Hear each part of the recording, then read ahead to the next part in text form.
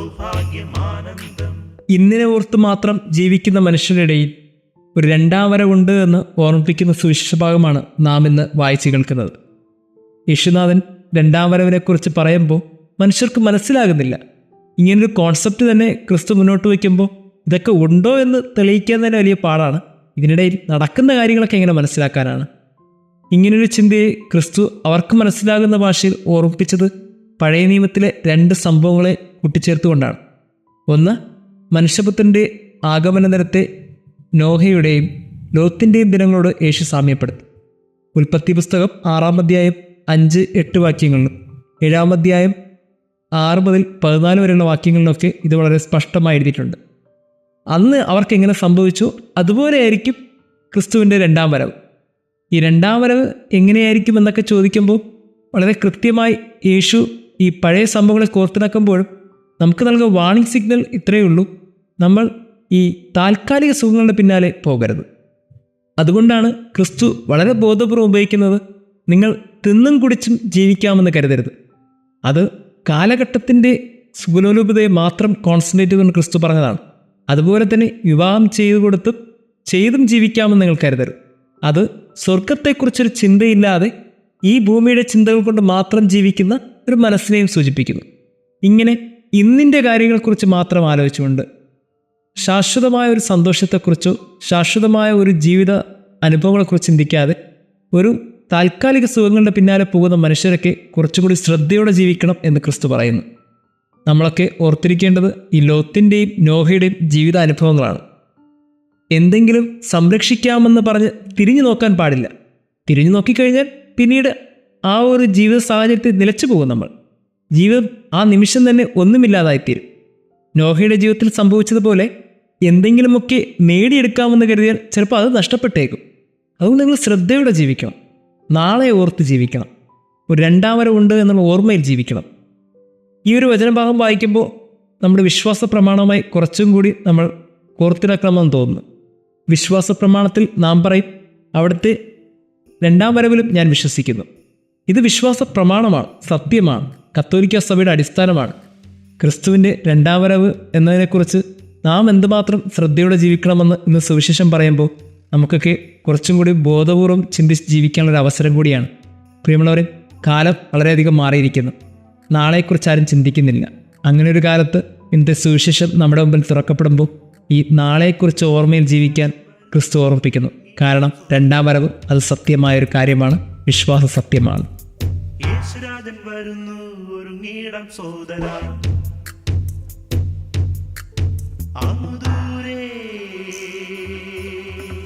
കേൾക്കുന്നു മണിനാദം സ്വരരാഗം, കേൾക്കുന്നു മണിനാദം സ്വരരാഗം. തപ്പുകൊട്ടി പാടിടാം എല്ലാരും താളത്തിൽ,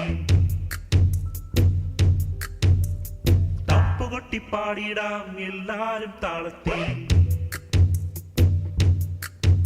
അങ്ങുദൂരെ കേൾക്കുന്നു മണിനാദം സ്വരരാഗം, കേൾക്കുന്നു മണിനാദം സ്വരരാഗം.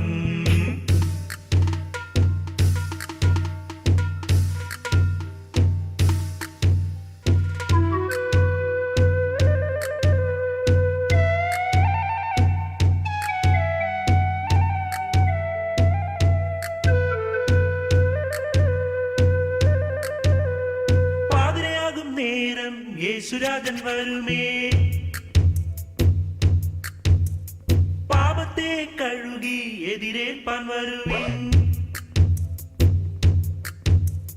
ദീപം ഒരുക്കി നീ ഒരുങ്ങി നിന്നാൽ കാണാം, ദീപം ഒരുക്കി നീ ഒരുങ്ങി നിന്നാൽ കാണാം.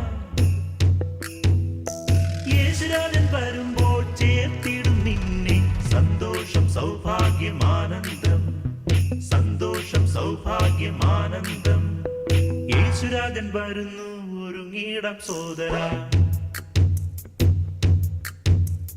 യേശുരാജൻ വരുന്നു, ഒരുങ്ങിയിടം സോദരാ.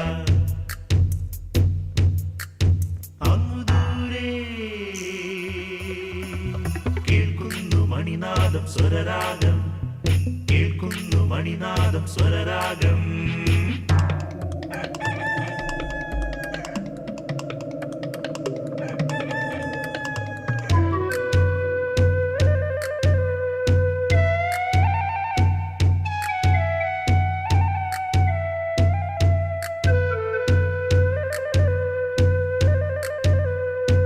യേശുരാജൻ വാനത്തിൽ ചേർത്തിടുന്നമ്മേ. ദീപമെടുത്തു വേഗം യാത്രയാകു നീയും. വിശുദ്ധ ജനമൊത്തു നാഥൻ മുഖം കാണുവാൻ വേഗം. വിശുദ്ധ ജനമൊത്തു നാഥൻ മുഖം കാണുവാൻ വേഗം. ചിരകാല പ്രിയനോട് മുടിചൂടി വാഴുമ്പോൾ സന്തോഷം സൗഭാഗ്യം സംഗീതം. സന്തോഷം സൗഭാഗ്യം സംഗീതം. യേശുരാജൻ വരുന്നു ഒരുങ്ങിടാം സോദര. യേശുരാജൻ വരുന്നു ഒരുങ്ങിടാം സോദര. അങ്ങു ദൂരെ കേൾക്കുന്നു മണിനാദം സ്വരരാഗം. കേൾക്കുന്നു മണിനാദം സ്വരരാഗം. തപ്പുകൊട്ടി പാടിടാം എല്ലാരും താളത്തിൽ. തപ്പുകൊട്ടി പാടിടാം എല്ലാരും താളത്തിൽ. അങ്ങു ദൂരെ കേൾക്കുന്നു മണിനാദം സ്വരരാഗം. കേൾക്കുന്നു മണിനാദം സ്വര